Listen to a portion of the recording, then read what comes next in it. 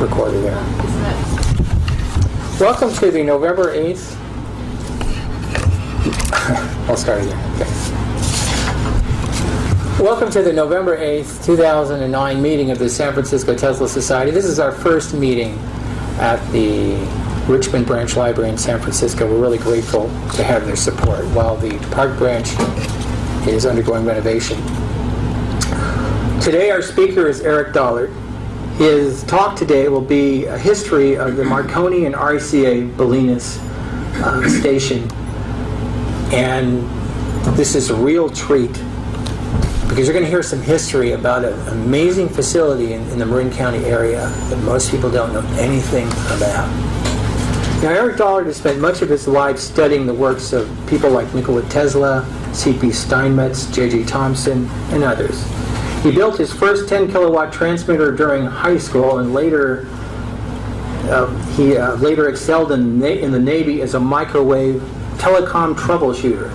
He is the author of several significant books on electrical theory. Eric was an on-site scientific investigator at the Bolinas site working with the Park Service until much of the equipment there was destroyed by others. We'll probably hear some of that story as well. Eric Dollard currently provides consultation services to electric utilities. Please welcome Eric Dollard.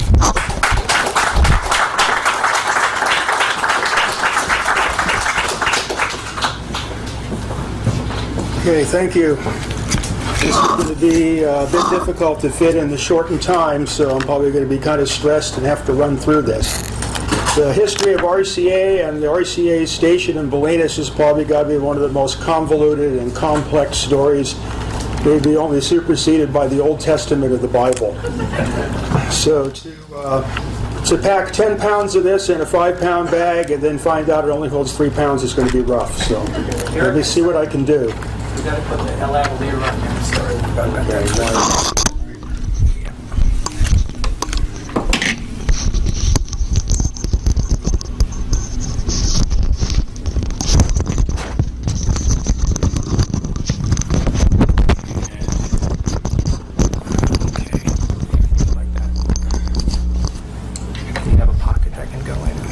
Yep.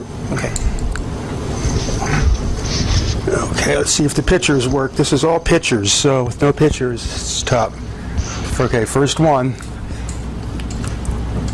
Okay, so these are the guys that invented radio, all lined up together for a dinner of the Institute of Radio Engineers.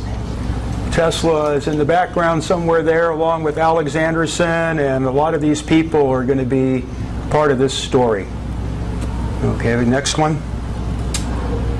This is a gathering again at the experimental radio transmission facility in New Brunswick, New Jersey, which served as the experimental prototype for the Bolinas, California station. This is after it received its Alex Anderson equipment, and Steinmetz, the brain that conceived all of it, is standing there, the little guy in the middle. And the guy that invented and designed the mechanics and all the thing doesn't seem to want to be in the picture. Alex Anderson's hiding in the back. And David Sarnoff is making a particular point of jutting over and getting himself in the picture. So it starts to display the personalities that we're dealing with here. So next. So we start with Nikola Tesla, the guy that conceived the whole process of transmitting electricity from point A to B without any wires. An essential feature for electric radio. This is his basic system that he conceived. He came up with a set of patents and lectures and notes and other things that in his time made him quite famous. His displays of transmitting electricity across New York and what have you were pretty well established. It wasn't enough to run any big motors, but it was far better than what was needed for radio. But there's no way that anybody could gain a patent on any type of radio system as the way Tesla's patents were set up, but somehow things took a big shift, and Tesla failed to execute his system. There's all theories around of why this happened, that Morgan put him out of business. that he didn't really know how to make anything work. My analysis is Tesla was a victim of his own poetry. And then that was seized upon, and his system was swept under the carpet. The era this happened would be about 1900. So Marconi slips in where Tesla lives off and tries to figure out a way to gain this transmission ability and circumvent all the Tesla patents, which was nearly impossible. This was his system, based on the Hertzian design of his college professor, a guy named Rigi, that did a lot of primordial microwave work using spherical spark gaps in oil. You have to remember, in this day, there was no tube or transistor or any of that type of convenience. If you had to transmit from a broadcast transmitter to a radio receiver, the radio receiver had to pick up enough electricity from the broadcast transmitter in order to operate itself. Unlike today, where you have amplifiers and other type of devices that draw power off the battery or the power company and produce the signal. So we're dealing with a different type of technology here.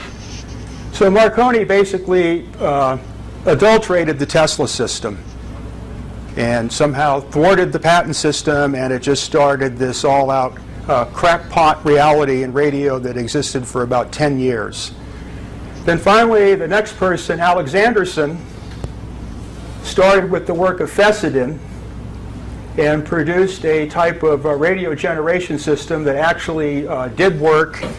It was engineerable, math was all together for it, and it didn't interfere with anybody's patents.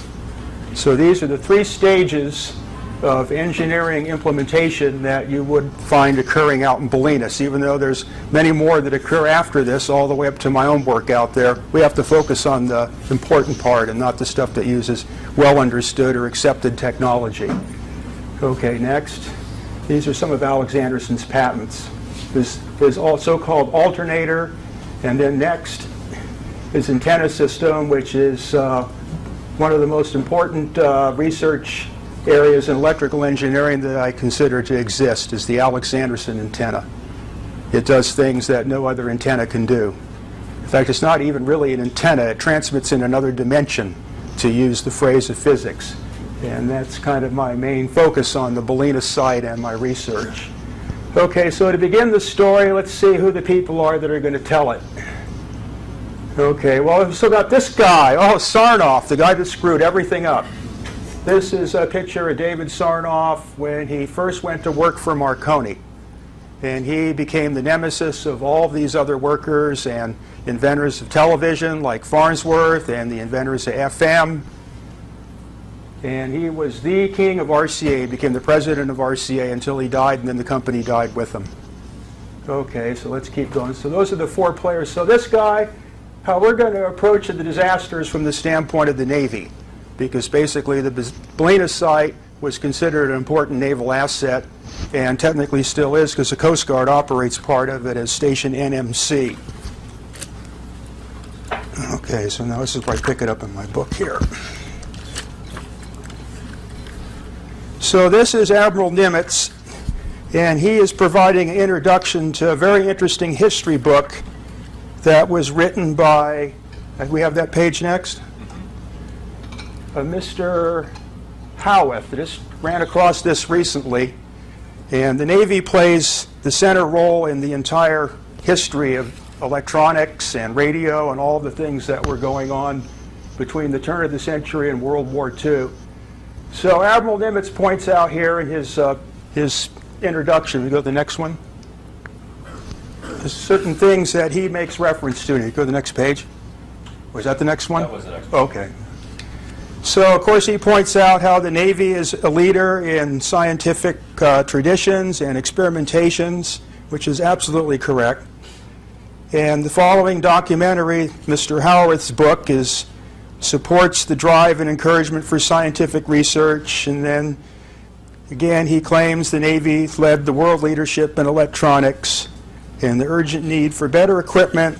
And then he points out the situation around the vacuum tube, which is the center of the whole story of radio, is the vacuum tube. Originally, vacuum tube had a life of some 70 hours and cost $50 each.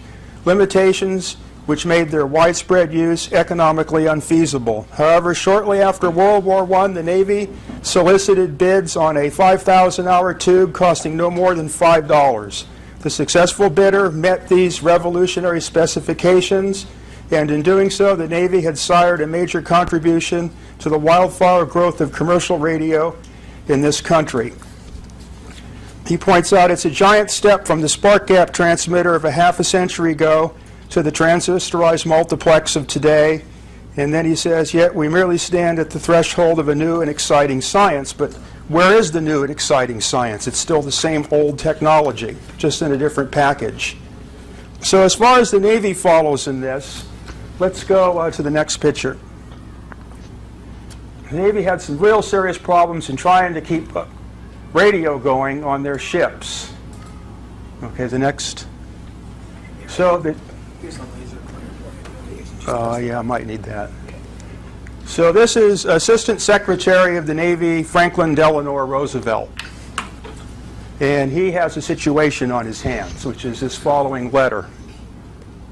Okay, which unfortunately the highlighter has blocked it out like an FBI style for us, but that's what the computer does for you.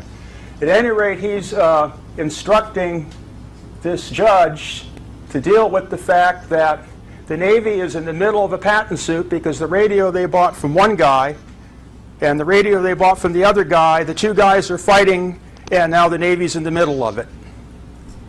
And none of this stuff's working. It's all problematic, and everybody's trying to rip them off. So this is basically the state of radio history that the Bolinas station is spawned in. Okay, I'll go to the next page. So here we have one of the big shots of Bell Telephone Laboratories that considers the whole thing a joke. This is Mr. Espenscheid. He's writing a letter to Hard and Pratt, the guy that built the station for Marconi and Bolinas in its first conception. And this is his idea of the whole, what he called stock jobbing. And these are all the so-called inventors of radio and all their little financial wheelings and dealings and rip-offs, and nobody produced much of anything that works. So we'll go to the next page. So he's writing a letter here, and I can read it. Can you? Can you read it? Can you read it out for me? Also of the Machiavellian Franklin D.R. and his favoring of government ownership of wireless.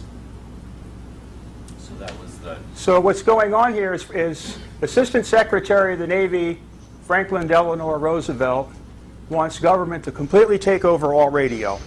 And it became shortly afterwards that it was illegal to own any type of radio equipment or antennas or even have it standing. And all ships had to take their stuff apart before they came within a certain number of miles of the coast. So Mr. Espenscheid regarded him as a Machiavellian politician, and him and Sarnoff are figuring on creating this international government ownership deal, and then he concludes in that thing of some kind of trend towards worldwide collectivism. Then he has like some other comments about, okay, the Bolinas station was part of what was called the imperial chain, which was all these super high-power disruptive discharge transmitting stations that were supposed to ring the world and carry Marconi grams in a loop all the way around the world. The whole thing was a big engineering failure, expensive, and it didn't last long. So these guys are joking to each other about it. This is kind of like the private correspondence between these two, actually now very famous electrical engineers. Okay, the next one is, this is kind of how he regarded Roosevelt. There's a picture of Roosevelt and a definition of the word Machiavellian.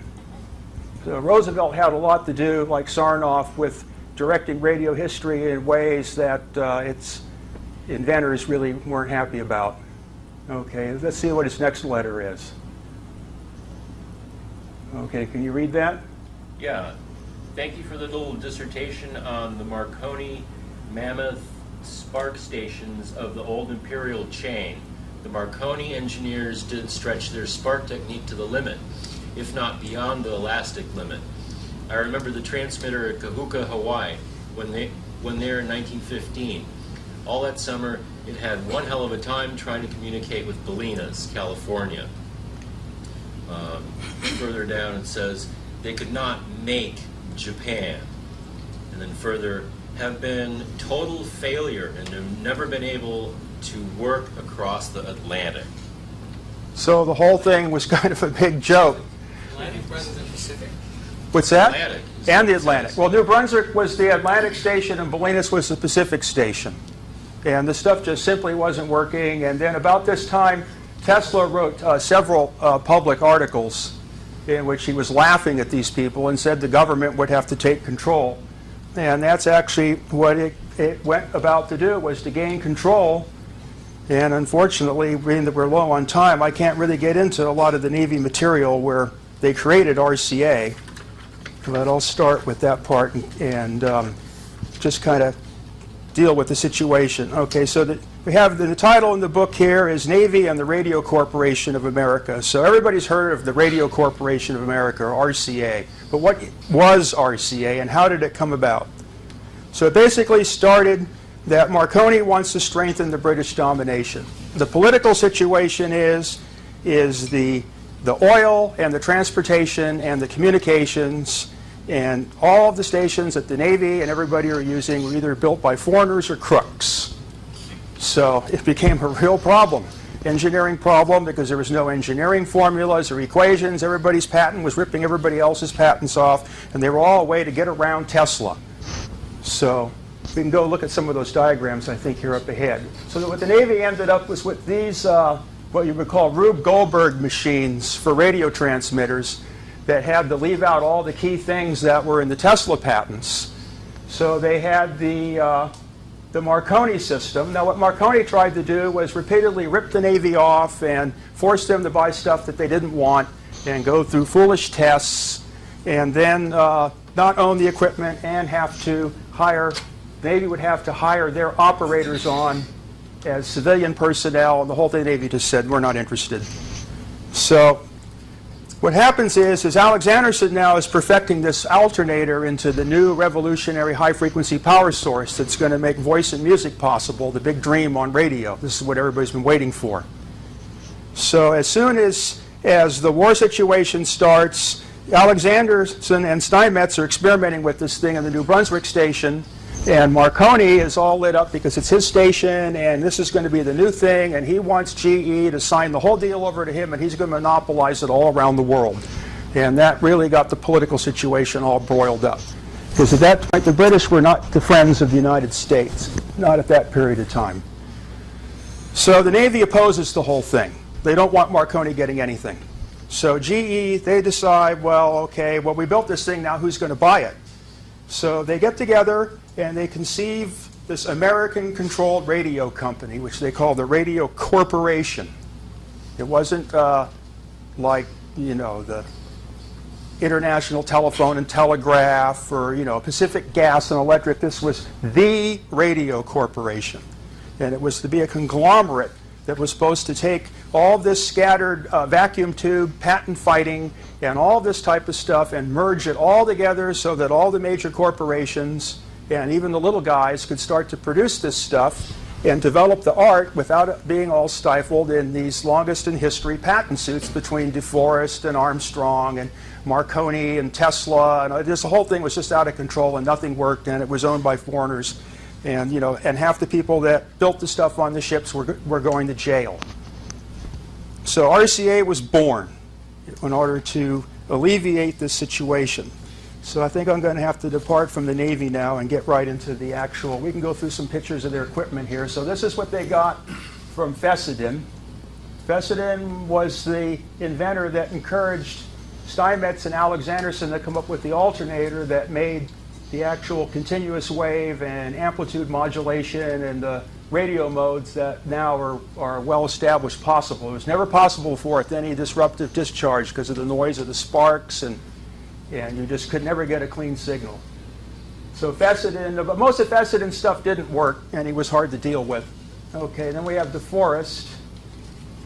Okay, DeForest's stuff tend to work a little better, but then the thing is he always was dragging patent suits along with him. So if you had his equipment, you had his patent suits.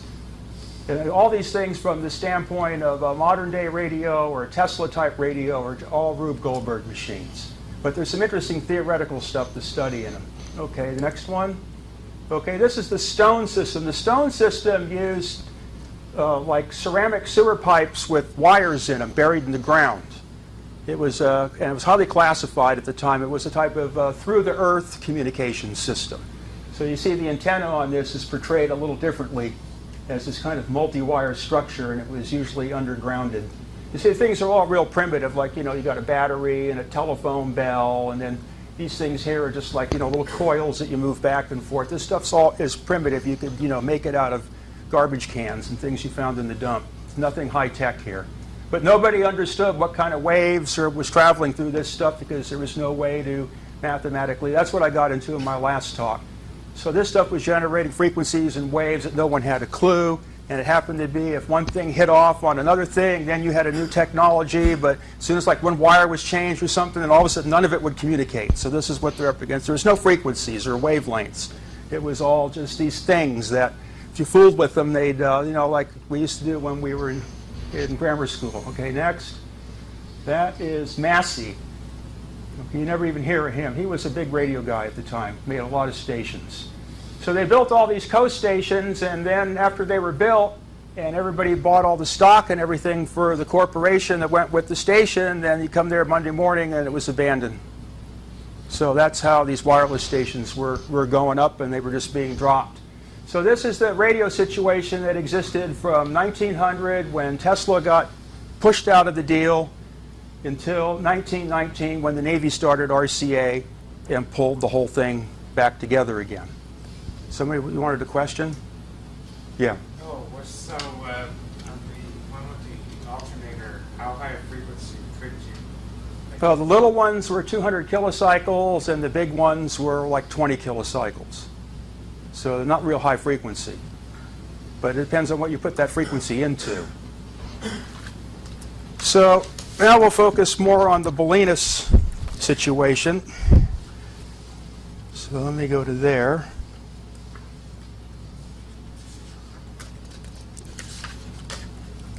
There's also the radio equipment. What's that? The radio equipment. Oh, this is what the Navy ended up with. This is all the equipment they had at the time when the trouble broke out. So you can see each company, a lot of stuff was from Germany. Telefunken and the Atlantic Communications Company made most of the functioning radio equipment. The Marconi stuff and other stuff didn't really. That was part of the problem for the American government, is the Germans were the only one that were making anything that worked. They continued to utilize Tesla's concepts throughout their designs because it wasn't banned in Germany like it was in America to talk or think about such things. Okay, just keep going through that. Okay, this is the Bolinas site as it looked in about 1928 to 1930. So that was the vacuum tube transmitter building.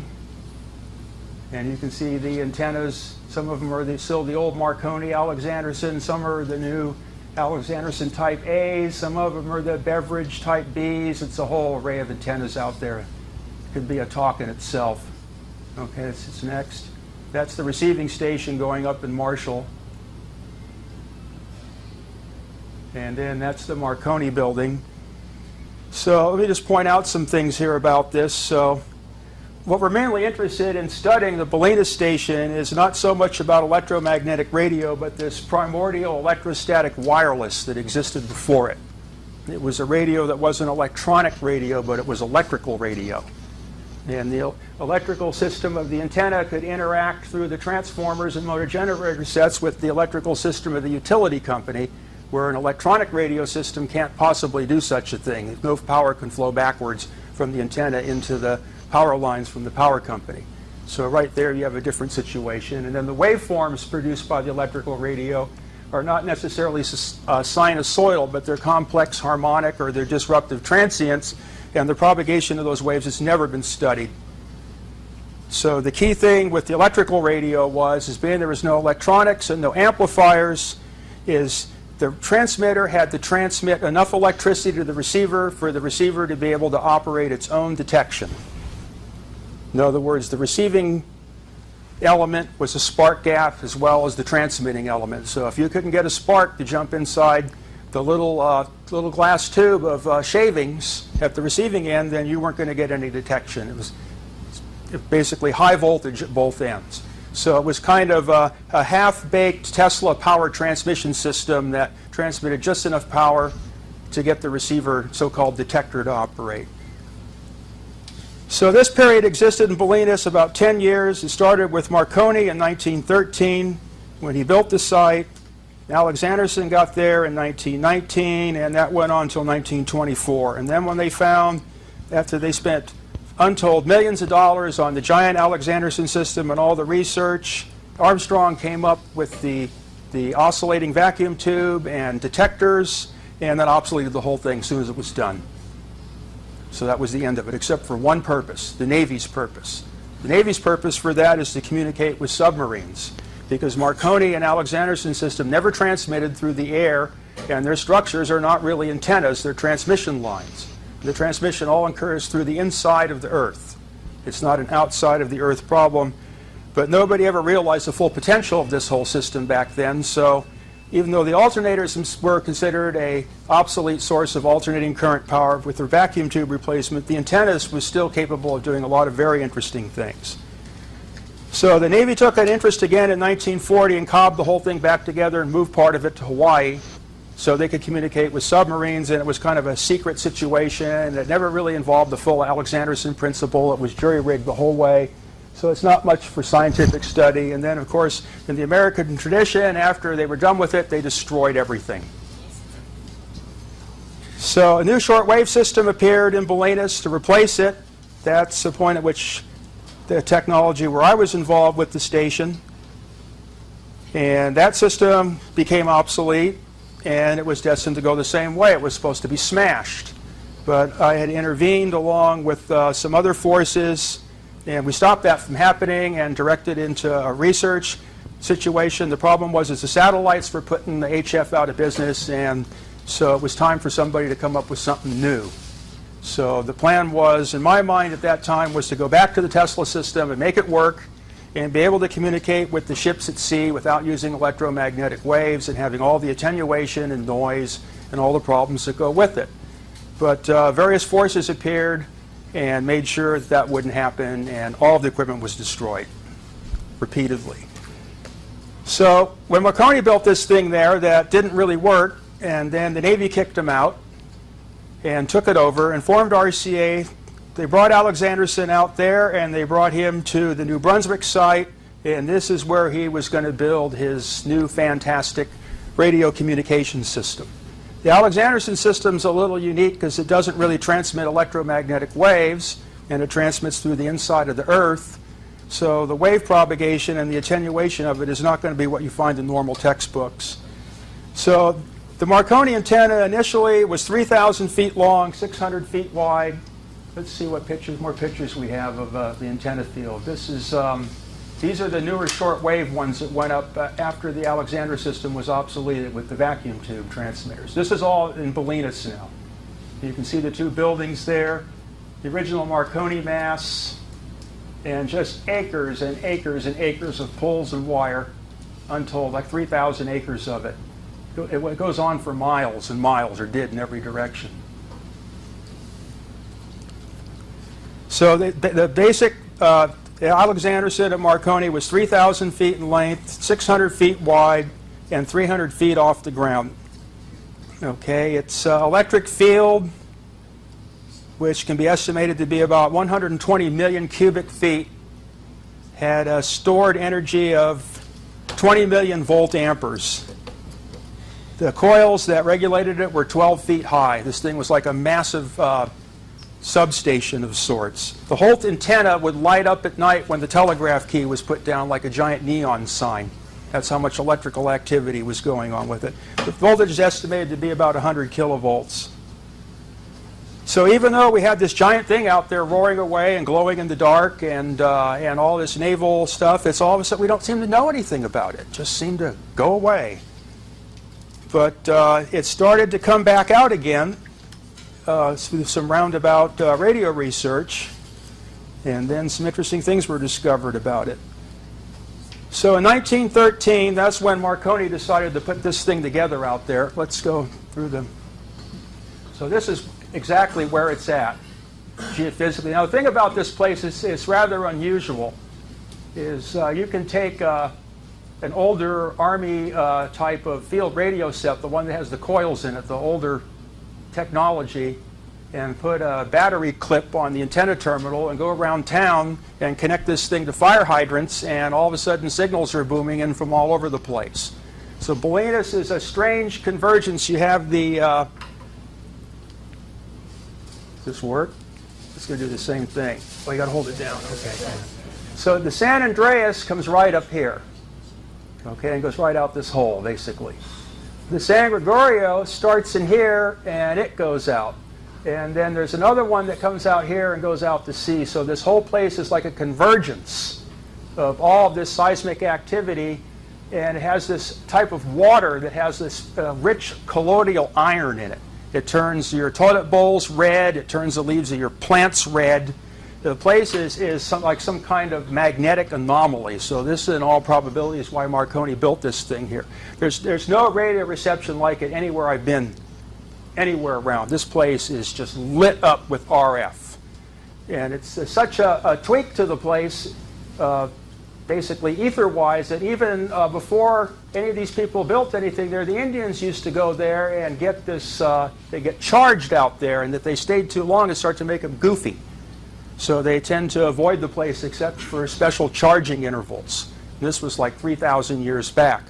So there is a possibility that some of these bizarre antenna structures could have transmitted back in time as well as forwards in time and polarized the area and created an electrical charge situation there, because there can be no before or after situation like that. And this is what electricity, as I showed in my last talk, none of these things are unthinkable in the dimensions of electricity.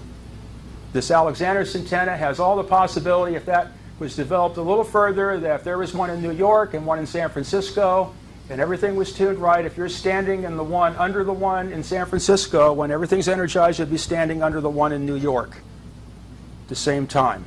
This is, as you would consider the new type of radio, rather than fooling around with the old type of radio, where you have to shove all this electricity and scatter it halfway through the universe just to get 1 picowatt of it at the other end of the line. But this is what Tesla was working on, and Alexanderson and all these people had to, reenact certain parts of Tesla's ideas in order to make stuff work. So let's go further down the line. Okay, this is what's left of the antenna field today. It's basically, even though there's supposed to be a historic society there, it's a fraud. The purpose of the Historic Society is to prevent this possibly from becoming a naval asset again. It's just a front for a communist or some kind of foreign organization. It's a kind of a strange collusion of people out there that block its use and continue to destroy it. But that's a whole other topic of discussion. Okay, there's what's left of the Marconi building. They vandalized all the stuff inside. So it's pretty much gone. Okay, there's another shot. There's the coil shack. Is the Fricos of the town managed to put an illegal FM radio transmitter up there, so that kind of shorted out the last of the Marconi antennas, so you can't use that anymore. I don't know exactly how these people can get away doing it, but there's no law in their world. They can just do whatever they want. Okay, let's keep going. This is one of the Alexanderson coil mounts. It's about 7 or 8 feet across. There's a giant underground network of wires that comes up into that thing for grounding, and I have them all tied together there, as you can see, with the copper wires, because I was using that as a transmission point for a Tesla transformer, because it's a massive, very low impedance ground system. Okay, let's keep going. Okay, that's the Marconi building again. I had my laboratory in there for some time, and then all of my research materials come out of this site for a period of about 20 or 30 years until eventually it was just squelched out of existence. Okay, let's keep going. That's the ocean. Okay, the ground cables from the underground, there's an underground antenna underneath this Marconi building, about 750,000 square feet. It's all still intact there. You can still connect to it. I put in little manholes with terminals, so I can still go out there and connect. What's gone now is there was a whole radial ground wire system that went out here into the ocean, and there were large metal plates bolted to the rocks out in sea. So the grounding of the station is beyond any imagination of just, what you would consider with a couple of ground rods. This thing was giant. It had to transmit 2,000 or 3,000 amps of current flow through this structure into the ground without any backup or fires. Unfortunately, the diagram that I had for that has disappeared, and we couldn't get it. It's what we would consider a radionic structure. It kind of keeps the place energized in the voodoo level just because of its geometry and the intensity of it being there, but that's kind of out of the topic. Okay, let's keep going. Okay, so this is the stuff that Marconi started to build in there. So you can see the main switchboard kind of up on the top there. The switchboards back then were made out of marble because there was no plastic or composition material. The voltages there are about 2,400. The hot stuff's in the back for the 2,400. The 480 is all hot in the front. Then that ran these large motor generator sets that took the 60 cycles and converted to 210 cycles, and then there was a big spark gap on the other side that discharged this enormous bank of capacitors into various transformers and coils to run this 3,000-foot long antenna.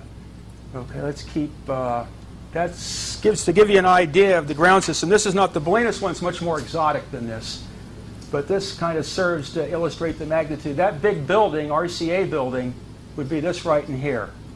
So this gives you an idea of the enormity of the ground system that surrounds these kind of power plants.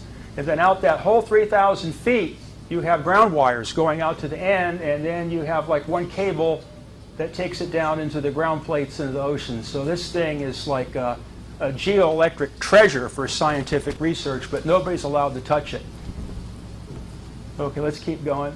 Okay, these are the 210 cycles stepped up to about 12,000 volts and charges these capacitors, which is blasted into this giant coil. This is about like 8 or 10 feet high. You can see how thick the wires are.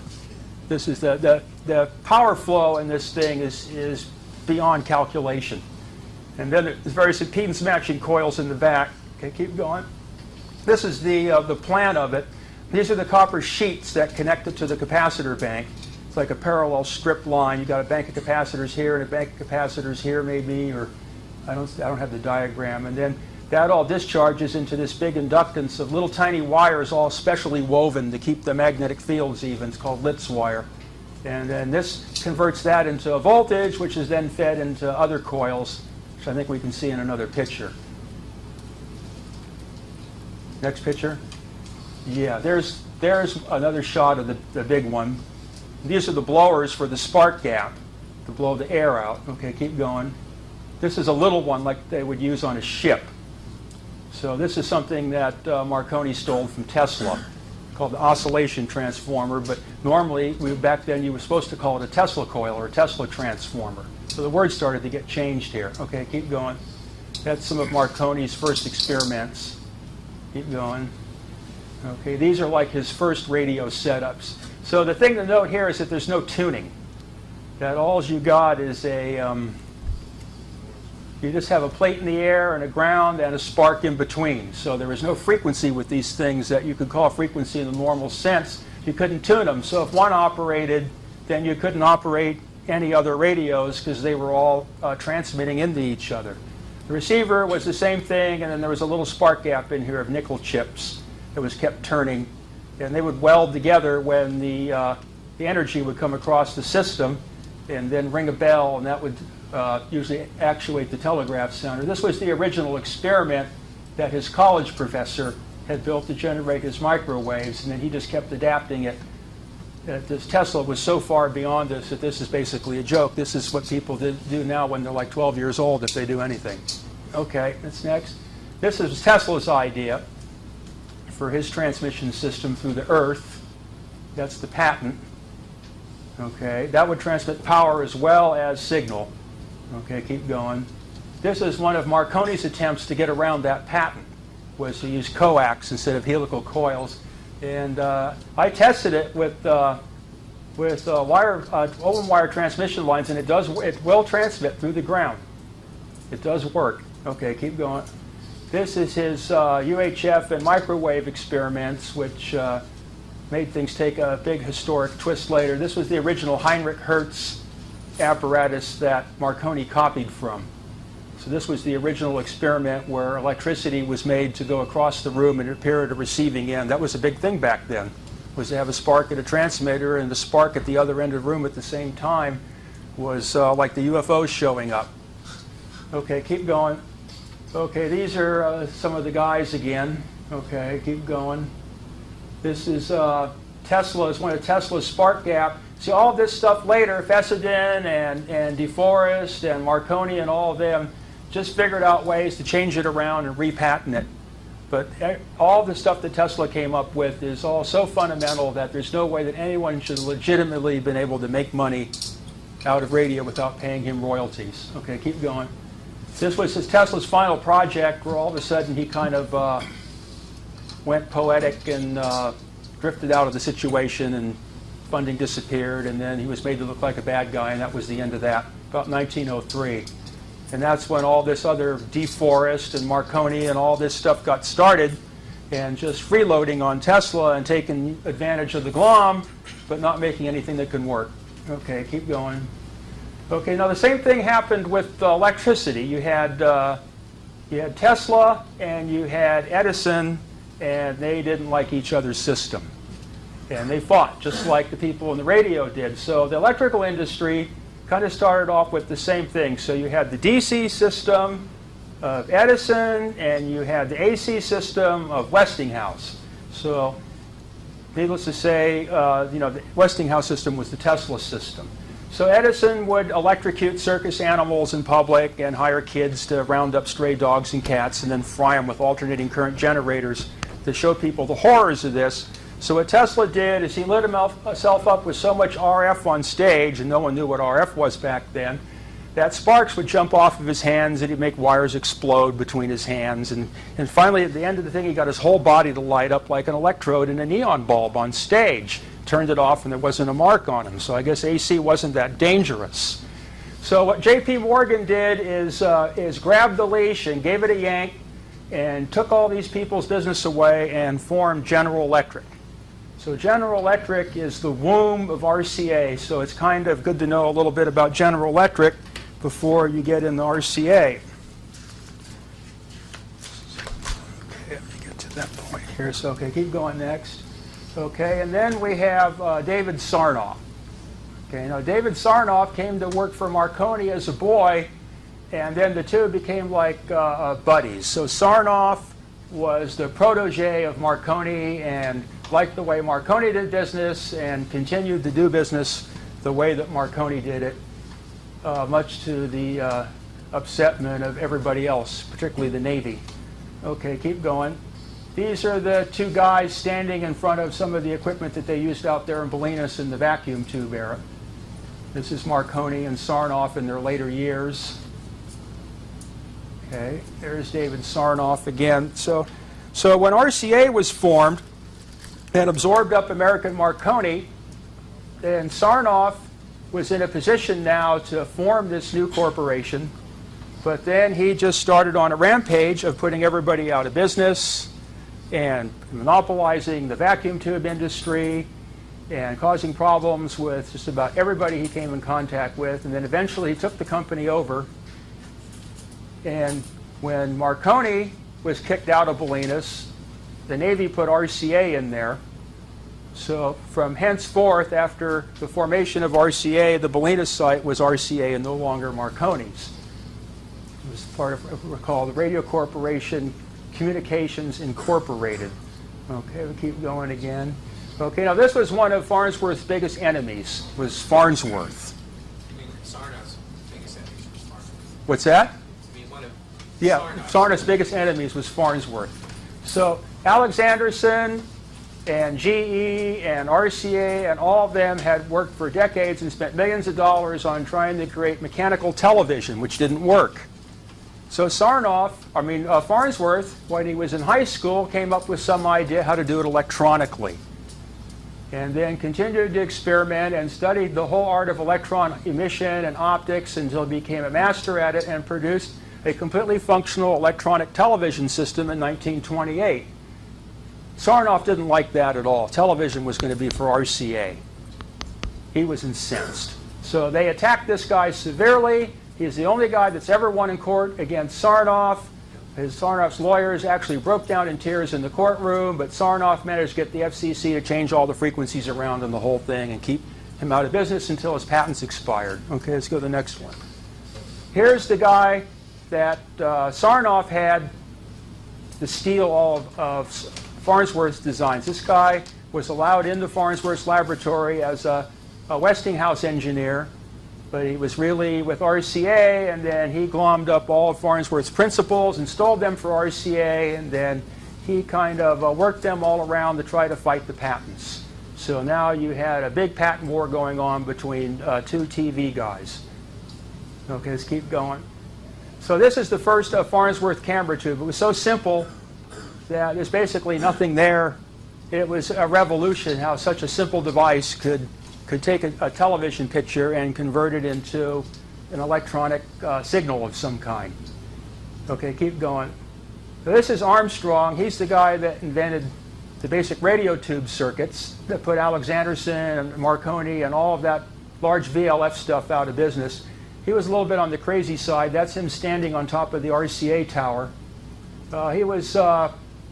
At that time, he was Sarnoff's buddy because RCA was buying up Armstrong's patents, which were revolutionizing the basic radio receiver construction and design and performance, orders of magnitude beyond anything that had previously existed.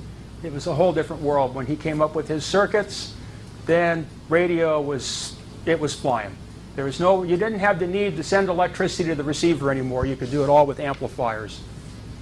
So Sarnoff retained him for a while until he developed FM, and then Sarnoff threw him out, and then they spent millions and millions of dollars fighting each other. Let's keep going with that.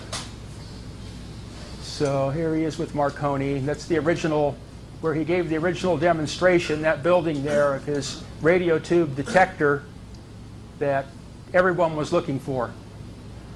Okay, keep going. And then finally, the endless lawsuits, he kills himself. So that was the end of that.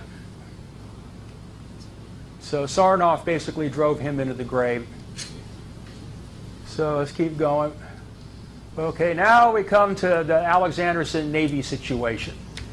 Okay, so after all, RCA was formed and all this stuff. This came about, as you can see, Marconi's not looking very happy in this picture.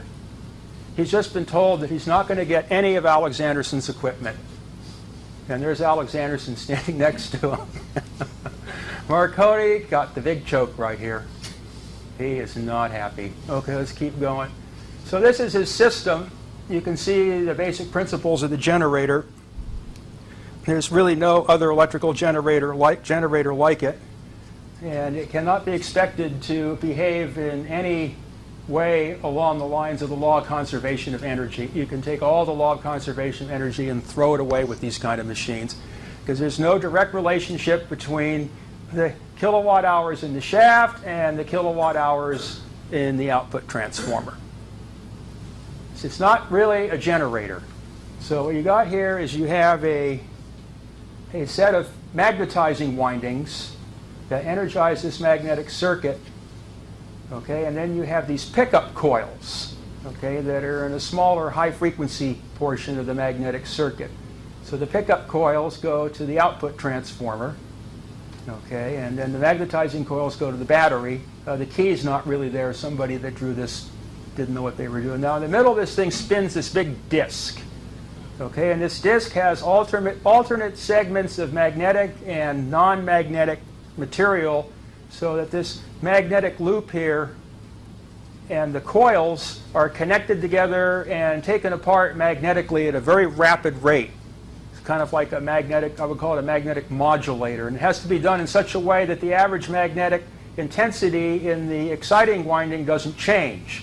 So it's a special staggering of the teeth so that the magnetism is swirled around inside the AC windings, but there's no change of overall reluctance in the DC part. It's a totally a novel way of generating an electrical alternating current.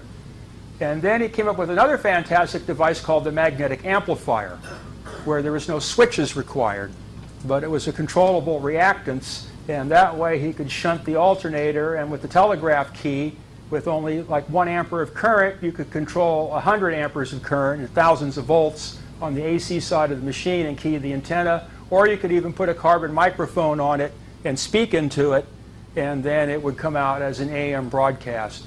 So President Wilson, the Navy seized this immediately when it reached its success at the New Brunswick site, and President Wilson used it to transmit voice broadcast to Europe to end the war. Apparently it was very helpful in ending the war for the president to have this technology to speak to people over there without it being able to be jammed out, and actually in voice rather than some kind of code that most people don't understand. So it was the big thing at the time. That's the actual machine in the background. Now, one thing about the magnetic amplifier is it's also like the so-called alternator, is when you utilize this thing at an alternating current circuit harmonically, instead of with the DC control winding, again, the laws of conservation to have this technology to speak to people over there without it being able to be jammed out, and actually in voice rather than some kind of code that most people don't understand. So it was the big thing at the time. That's the actual machine in the background. Now, one thing about the magnetic amplifier is it's also like the so-called alternator, is when you utilize this thing at an alternating current circuit harmonically, instead of with the DC control winding, and to have this technology to speak to people over there without it being able to be jammed out, and actually in voice rather than some kind of code that most people don't understand. So it was the big thing at the time. That's the actual machine in the background. Now, one thing about the magnetic amplifier is it's also like the so-called alternator, is when you utilize this thing at an alternating current circuit harmonically, instead of with the DC control winding, again, the laws of conservation of energy no longer apply between the exchange between the two ports on the device. It can either create or destroy energy. Okay, that's what makes Alexanderson interesting. This is the first one that Marconi got, and then the Navy seized the whole situation. This was the beginning of being able to send a voice broadcast to Europe. This would be the New Brunswick machine. These are some of the towers they put up in New York to handle the antennas. But this type of antenna system that is published and known as the Alexanderson system is not the real system. The real system that he designed, you only find that full patent embodiment in Bolinas and New Brunswick. They're considered what you call a scalar antenna, in that there's no propagation velocity, it's instantaneous. The entire antenna operates in synchronism. So there's no wavelength or frequency to the antenna. It's completely neutralized. It's a concept that's not utilized in any other type of antenna. And the wires themselves are not radiating. There is no electromagnetic radiation. It's the roots that are buried in the ground that are doing all the transmitting. These massive underground copper electrodes are all buried in proportion along these towers. We'll see all that later. Okay, let's keep going. Okay, this is like a technical description of it and some other pictures. That's the basic schematic. Is all the AC windings are all bused into or cabled into a parallel winding arrangement. So you have 64 coils. That way the skin effect and all these other complications are minimized. The wires of equal length, you weave it all, and then you have the pickup coil that steps it up to 2400 volts AC. This thing's operating at figure about 20 kilocycles a second, 200 kilowatts. So it's putting out at 2400 volts, it's still putting out quite a bit of current. This is where the magnetic amplifier comes in to key it. So that breaks the magnetic circuit exchange between the primary and secondary. So this is the control coil in the transformer. Okay, let's keep going. This is the input, the motor that drives it. There's more magnetic amplifiers that are used here to regulate the motor speed. And then the antenna structure should actually be called, as I pointed out, the transmission structure. And then these are the shunt admittances that carry the transmission to the ground. It's all along here. Okay, let's keep going. This is one of the pickup transformers that mounts on top. It's a hot side here and a hot side here and a center tap, it looks like. And then the other windings you can't see, they're on the inside. Okay, keep going. That one's not too good. Okay, this is a New Brunswick antenna. This thing is about 5,000 feet, 5,000 feet. So it gives you an idea of what we're dealing with here. It's probably about 600-700 feet across. Use this type of tower structure where Bolinas used Marconi mass. This one uses the Alexanderson principle to the max in that there's no time delay. If the electricity, if the sine wave, so to speak, is at 0 degrees here, it's also at 0 degrees here. There's no time of propagation. It's all been neutralized. The thing operates completely out of any spatial dimensions. That's why it's called scalar, because there's no space vector. It's just a numerical quantity. It has nothing to do with the scalar of Tom Bearden or Art Bell or any of the disinformation agents. This is the actual mathematical definition of the word scalar. So I have to point that out because everybody here's mind has been infected by the disinformers to think that scalar means this communist Soviet technology of mind control, and we don't have any time for that here. This stuff's more powerful than that anyway. Okay, here's Alexanderson tuning his receiver. Keep going. Okay, this was his, like one of the celebrations. This guy lived to be real old, had several hundred patents. His last inventions were the high voltage DC system, like the big power line that goes into LA and all that. They're running at 1,000,000 volts DC right now. This guy helped develop the switching circuits and all that type of stuff. So this guy was an engineer from the spark gap day all the way up until integrated circuits. And then the ghost of Steinmetz is in the background. That was his mentor. He immigrated from Sweden as a college student all the way to America after Steinmetz wrote his AC book, which was the topic of the last discussion, and immediately threw himself in front of Steinmetz, and Steinmetz had to find him a job. So he got him a job drafting, and then, you know, they kicked him around for a while and whatever, and then Fessenden wanted this goofy alternator built that even Steinmetz wouldn't touch. So they gave it to Alexanderson as a joke. And it turned out to be one of the most important naval assets in the world at the time. Strange twist of fate for a Swedish immigrant boy to have all this experience. Okay, I think that's, this is when he first came to GE. You can see his pliers and Stilson wrench and, you know, hanging on, he's out there adjusting commutators or whatever he's doing, getting covered with carbon dust and transformer oil. That's how he began.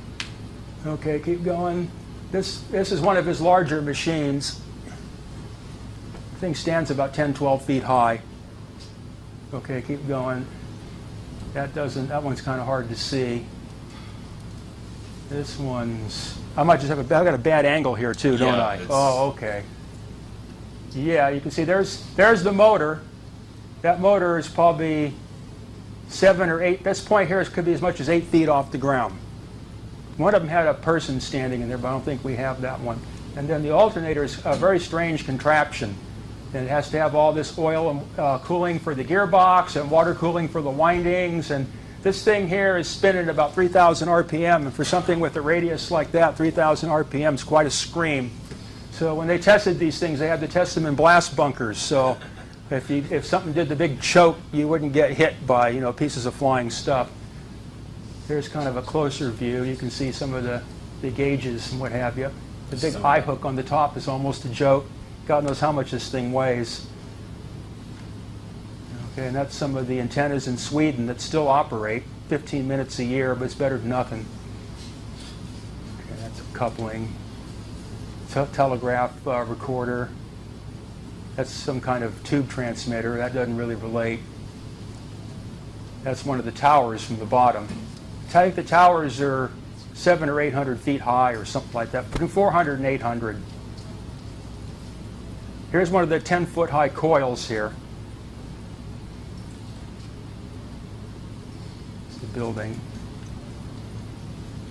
Okay. None of this really much relates directly to Bolinas. Okay, here's a good shot of the machine. So you can see him standing by it, how big it is. He wasn't a little guy. It makes him look like one. Here's the Bolinas equipment that got moved to Hawaii during World War II for the Navy. So this was the alternator setup as it existed in Hawaii. This is the electrical generator for the power backup. These are the motor generators for exciting the DC windings in the machine. They're rectifiers, basically. Here's the diesel engine again. Here's the main switchboard. Well, it's a beauty. That's where all the power and what have you. There's the engine. There's the switchboard. There's more of the switchboard. Okay, here's the high-frequency transformers on the top, and these be the high-frequency leads out. And you can see this. Okay, there's the motor. You can see the variometer tuner. The magnetic amplifiers are on the other side. Here's the gearbox here.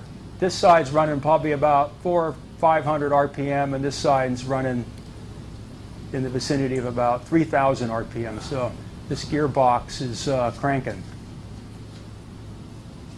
Okay, these are some of the windings they used there, but they're not real Alexanderson coils. But it gives you an idea of the amount of inductance required. Things are massive. Okay, and that's the insulators they use in Hawaii. Give you an idea how they're built. They have these drip cones and stress cones so that the high frequency doesn't burn through the insulation, because the insulators, as we learned in the last talk, are actually where the electricity flows. So it burns them up. So they put the capacitors around them to keep the lines of force off the porcelain so it doesn't fry. And then the hood keeps the water from drooling down, which would cause a big blast. So these insulators have to be specially designed for this high voltage, high frequency surface. So they act basically as what insulators are, capacitors without shorting out. Okay? Yeah, this is just some of their wiring. Let's keep going. Now, the reason why you do this is to keep the voltage gradient low. If you've got a skinny wire, then you've got a high curvature, and the fire tends to dance out off of it. So you have to have all these broad radius curvatures to deal with here. And then that also alleviates the skin effect. So when you have heavy circulating currents, then you don't lose them in your resistance loss. And then you can see the capacitance shields on the insulators here, but they're not on the top for some reason. Okay, let's keep going. Okay, now here's DeForest when he first came up with his Audion tube. This is what obsoleted the alternator, was the vacuum tube. DeForest never knew how to really make the thing amplify or whatever at the time. It was conceived of as a detector, and that's why he called it the Audion, because it made the incoming radio signal audible and provided a little bit of amplification, but otherwise it wasn't much more sensitive than the other radio devices at the time, until Armstrong and the phone company and various other people like General Electric and RCA and the Navy all came in and worked it into what it became. Okay, keep going. This is one of his stations. He threw these stations together, and then they'd operate them for a while, and then when the stocks would go out of business, then they'd just run. DeForest was heard saying when he set one of these things up, "Let's just wait and watch the suckers bite." So he wasn't really a clean operator. And of course he wrote books about himself too. So here's where it all came from was the Edison lamp, which had what's called the thermionic emitter, which is the thing that lights up in the bulb, and this throws off what they called corpuscles, which now you might call electrons or ions, but back then they called them corpuscles. And Edison had a problem as these things were blackening the walls of his bulbs.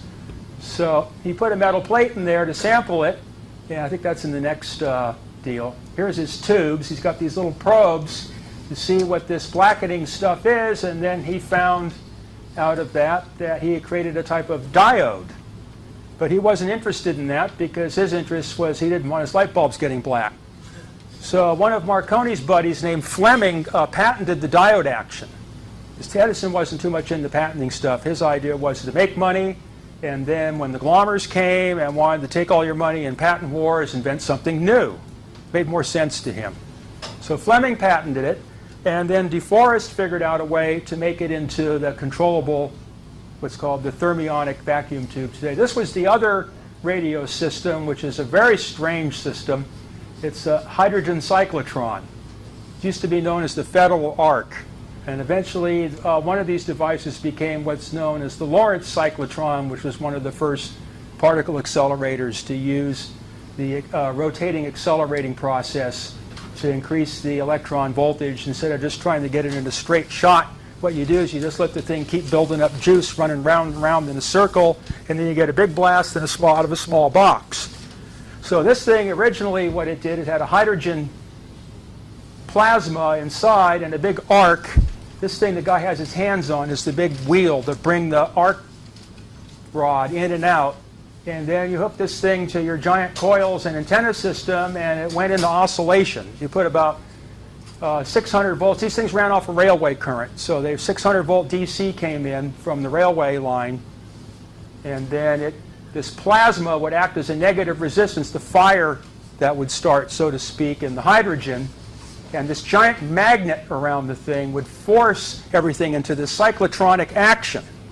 And this thing would go into an oscillation, kind of like a magnetron would, and produce extremely powerful alternating currents. And the biggest devices were 2 million watts. This one here is 1 megawatt.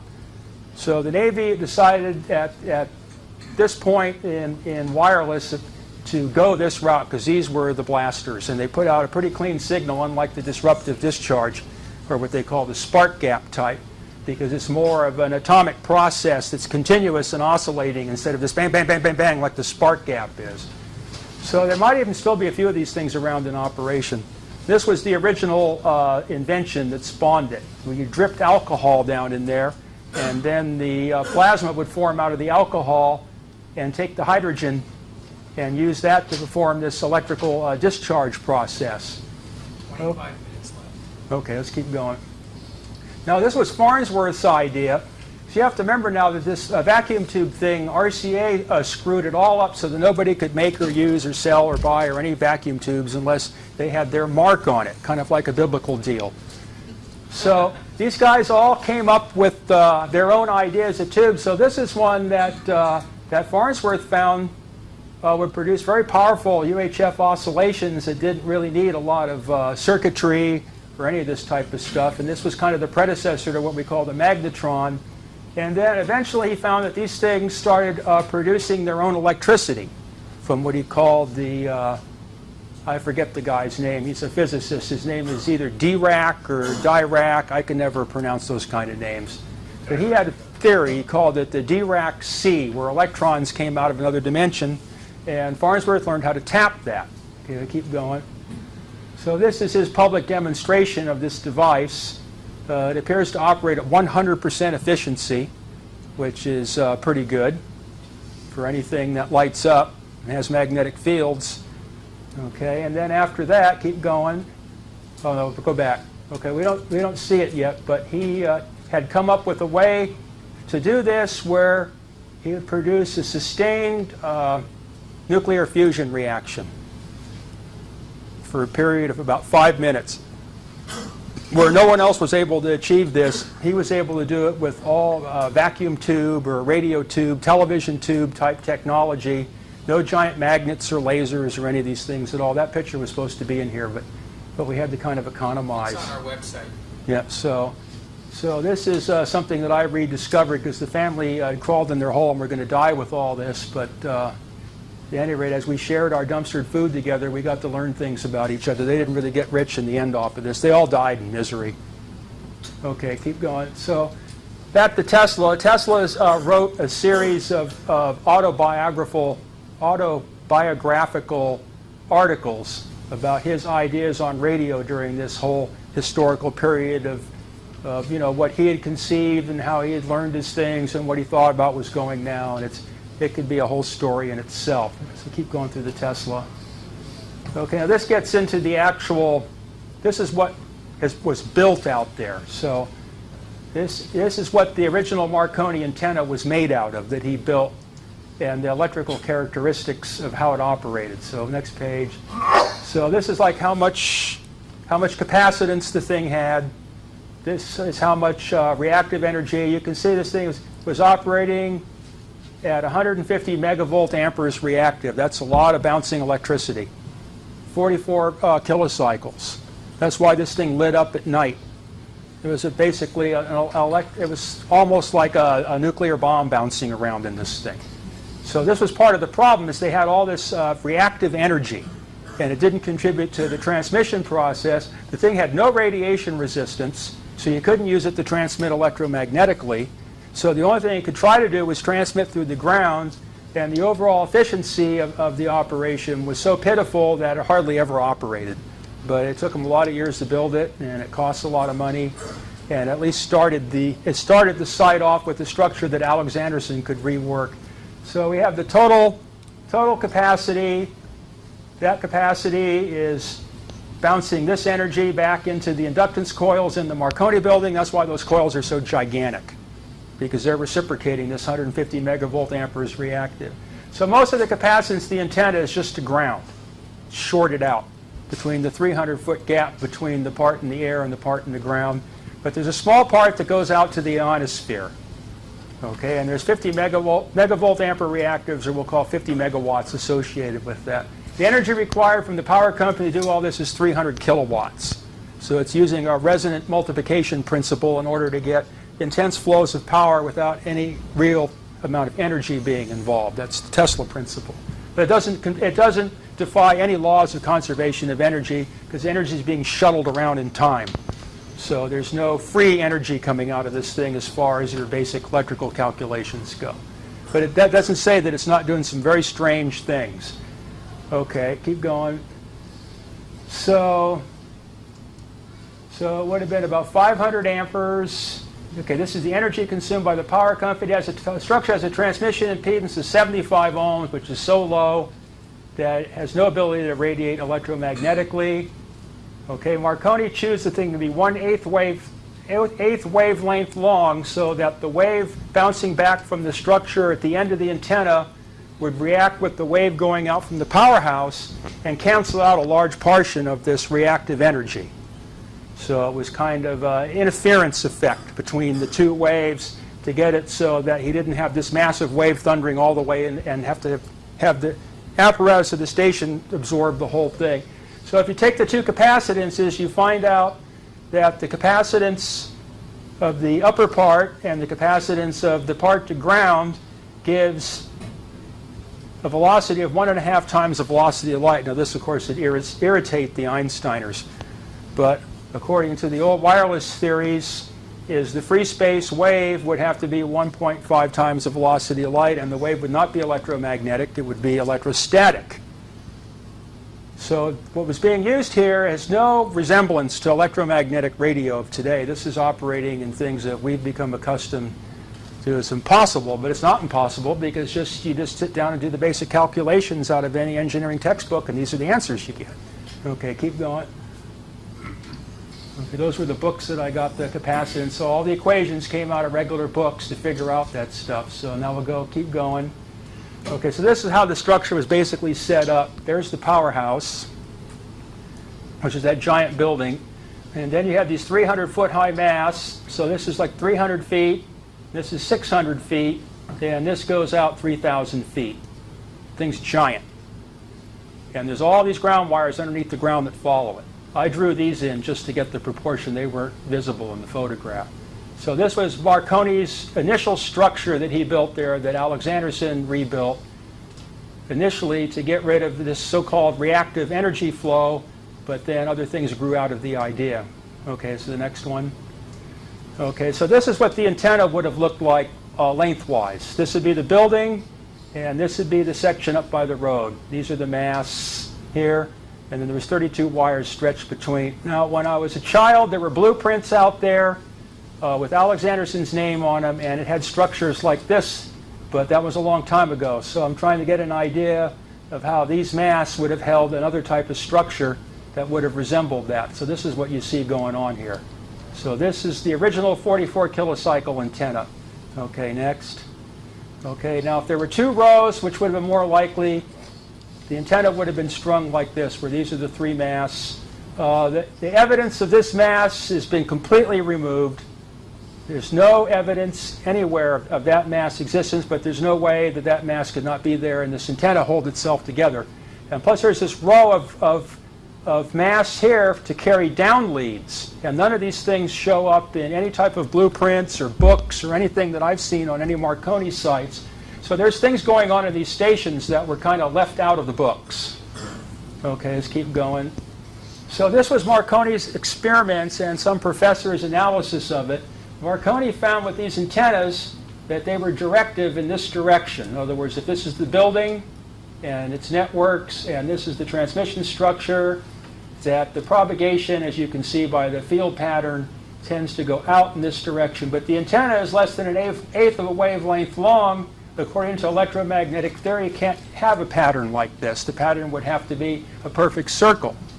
So there's a mode of propagation going on with this disruptive discharge transmitter, which is not producing sine waves but square waves, and this electrostatic transmission system, which is transmitting in a velocity, or as in the last talk, sometimes you don't even want to call it a velocity, but it's transmitting in another dimensional relationship other than the velocity of light.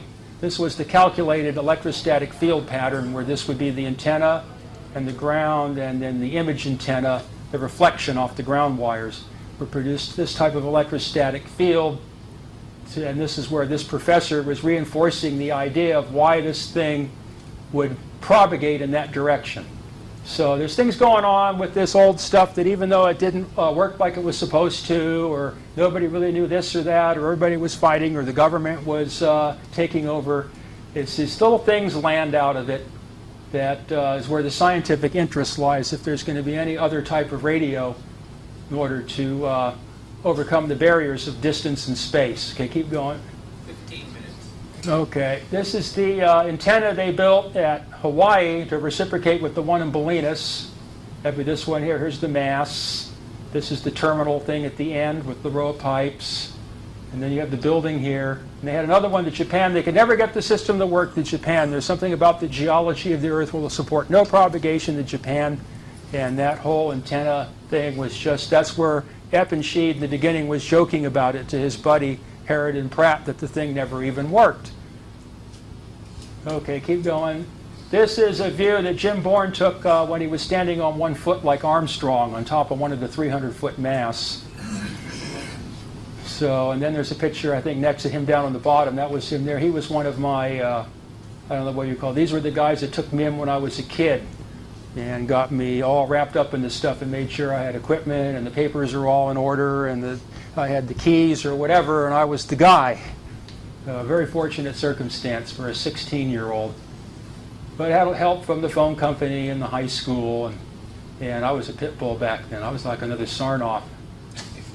Okay, let's keep going. So this is kind of the overlay of where all the wiring had gone out there. This is like the road, about almost a mile up. This is the building down by the ocean. There's an auxiliary mast that held some other long wave antennas for KPH. Main call letters of the station were KET, and that would be the VLF station. So the Navy rebuilt the thing again in the war, and they just used a certain part, and they put an anchor in and terminated it here, and they never used the end section, and then just ripped the thing down, smashed the rest of it afterwards. But I managed to dig a lot of it out along the cliffs. Okay, keep going. This is part of the diagram I made of the system. These are like the anchors and the masts and the pad mounts for different things, and very complicated system out there. Lots of stuff buried in the ground. Underground antennas everywhere. And this whole structure out here is more than I can get into right now. Okay, keep going. This is one of the giant tuning coils. This one would be the parallel coil. Or no, the series coil. Yeah, this series coil. This is the one that connected element to element. Keep going. There's the shunt coil. That's the one that connects to the underground. Okay, these have to operate at very high voltages. They have lots of turns, a big cable, 8 on each row, and then these porcelain things that, like they're insulators, but they're really bizarre, that carried them out. Keep going. I think we got pictures of that. This is some of the setup. Rocky Point, similar shit. Not the, I'm sorry, similar stuff. Not the same. Not the same as Bolinas. This is the newer system that got modified. Okay, keep going. This is one of the insulators. The wires laid in these slots. So the 8 turns were held out, and this thing would be operating at about 100,000 volts. So you can see it took me 2 days to dig this thing. It was half implanted in concrete underneath one of these bases to get this thing out. The people that have taken over there have scattered all this stuff now, so it's all pretty much screwed up and gone. Okay, let's keep going. This is one of the original ship-to-shore KPH insulators. These are a bunch of insulators that I dug out of the ground that made up the sides of the Alexanderson antenna, and then there was some kind of special coil mount in here. I never did figure out what that connected to, but I did do some through-the-ground transmissions there. Okay, keep going. These are the mounts that the big coils sat on. Here's more of them here. This is where all the 3,000 foot of wires came down. This was the anchor that terminated them outside the building. This is a very complicated structure electrically and mechanically. Keep going. This is one of the ground studs that leads to underground antenna. Somebody goes out there and when I try to keep this stuff intact, smashes it up or does whatever they can to wreck it while I'm gone. So it's kind of hard to keep track of all this stuff. Okay, keep going. This is actually the point in which all the ground systems in the entire antenna field that have a metallic connection all come together at this point. This is right outside the Marconi building. It doesn't look like much. You can see everybody's half-baked additions afterwards. Like the Navy was very sloppy and didn't solder the connections when they wrapped their wires around here. And then some of these are original from Marconi, and some are from RCA, and some are from GE, and they all come together right here. So if you want to connect to the Earth, this is the place to do it. You can feel it when you put your hand on it. You can just feel it. It's like certain days, like during solar flares or something's going on, you can just, this like tingling sensation in your body, like an excitement, but it's not always there. So we put a terminal on this and made like a little manhole that looks like a piece of junk on the ground, so we can always go back to it. Do experiments there with the PRC-74. Okay, keep going. There's more transformer mounts. It's all their stuff now. There's the Navy's anchor where they ended their short antenna. Okay. And I think that's it. Is it? No? Shouldn't be. Okay, this is the Alexanderson antenna calculations. They're more involved because the antenna is set up rather than just as a flat top. Now we have to deal with a waveguide. So this is the basic capacitance of the sections, and just like with the Marconi antenna, but this is much more complicated to figure out. Let's keep going. So again, it's the same number of lines of force, the amount of stored energy, the volt amperes. Okay, keep going. So this is kind of beyond most people here, but I'm going to put this stuff on the internet, so if anybody wants to go back to this, they can. Okay, this is like my idea of how the rigging would have been done on this type of structure. This is the building here.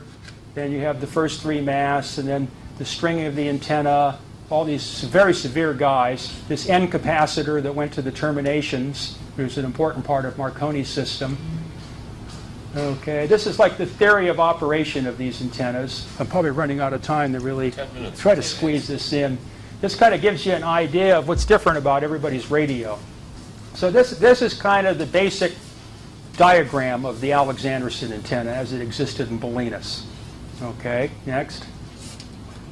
This is one analog of it. This is how it would appear as circuit elements. In other words, from one set of mass to the next set of mass, this is what's going on as far as inductance and capacitance and current flow and current into the earth and space and all that type of stuff goes. Okay, this is the analog of the entire antenna. And these would be the reactances of each part of this antenna at the frequency at which it operated, which is 18.6 kilocycles. So this is, as you can see, it's a very complicated network. And to bring all this stuff into a situation where you can achieve resonance and scalar effects and all that type of stuff is not particularly easy, not alone having to invent it to begin with, to keep going. That's one of the coils. That's about how it would be laid out. These were the 8 turns, and that would give you enough inductance. And then there's wires that came up underneath the foundation and grounded this, and then the high voltage terminal. So this was the parallel coil. This is 6-foot person would be standing right here. That's how big it is. Okay, next. That's the series coil. These turns were adjustable, high voltage on both sides, no ground wires in the bottom, so it came down, went in, and then went back out. So there was no ground connection at the series coils. Next. Okay, this is the various radio systems. If we start off with, first we have Hertz, okay, where you have 2 space radiators. But then you have Tesla, which is a transformer, which is earthed. So our radio today is this, and the initial radio of Tesla was this. Okay, so what Marconi did to get around the patent is he made the antenna Hertzian but kept the transformer Tesla, the best he could within the realms of the patent. But that, through being at this terminal, is supposed to have a very high voltage and small capacity. This just dampened the whole system down so it could never really perform the way it was supposed to. And you'd have all this stored reactive volt amperes of megawatts bouncing around in your system. But this is how it went. And what Alexanderson did was this, where the antennas started to become just sections of transmission line, and then he had a system of transformers and multiple grounds. So that way you could get a broader bandwidth, and the current would be divided more between the grounds. Where the Tesla system was a single frequency, this could be broadened out and made more adaptable. So where this is an adulteration of Tesla's patent, this is an actual advancement of electrical science. Okay, finally, with RCA and Sarnoff, we were led into phase arrays of Hertzian radiators, and this is where radio is today. This is your cellular telephone antenna. So this is your basic radio progress. From this, let's back. From the Hertz experiment, the Tesla transmission, and then the convoluted path it took into what Tesla would say was the wrong thing. But somebody makes lots of money off of it. Just like somebody said about Sarnoff, he took infant radio and taught it to pay. Okay, keep going. So these are how the various systems work. This is an electromagnetic antenna. Okay, the flux lines in one side of it are opposed to the flux lines on the other side of it and are separated both in time. Okay, in other words, if this is on time, these flux lines are late and these flux lines are early. So you got the magnetic crams in the middle, the electrostatic crams on the outside, so the two components of electricity are separated from each other in space. And there's a time factor involved, and there's a point right here where they unify into what you would call Plancks or photons, and then that creates the electromagnetic propagation, which is right angles to everything. So this would be your cellular telephone antenna. The little whip or whatever would be, this would be like one element of it. So there's this time lag. It's 180 degrees from side to side. It's consuming current into resistance and thereby either receiving or transmitting energy out of I squared R and the frequency of what it's doing. Okay, keep going. Now this is the electrostatic antenna of Armstrong. Okay, the magnetic lines of force are all neutralized. The electrostatic lines of force are all of equal magnitude and in phase. So as you go down the antenna, everything is operating on time. So the whole antenna is operating as a unit, where the way Marconi operated it is you get these standing waves and lags and reactive power flow. So this is a whole different way of transmitting. The magnetic field in this is virtually non-existent. The electrostatic field is in operation. And any place where electromagnetism is generated in the crossings, there's another one out of phase next to it, so it's a canceling process to leave you with an electrostatic field. It's a very interesting way to transmit electrostatically and get around the Tesla patent. But leave it to Steinmetz and Alexanderson. So this Okay. is Alexanderson, not Armstrong, right? Not Armstrong, no. Okay. Next. So basic principles of operation of VLF is you have the space outside the Earth, which conducts electricity as a rarefied plasma or gas.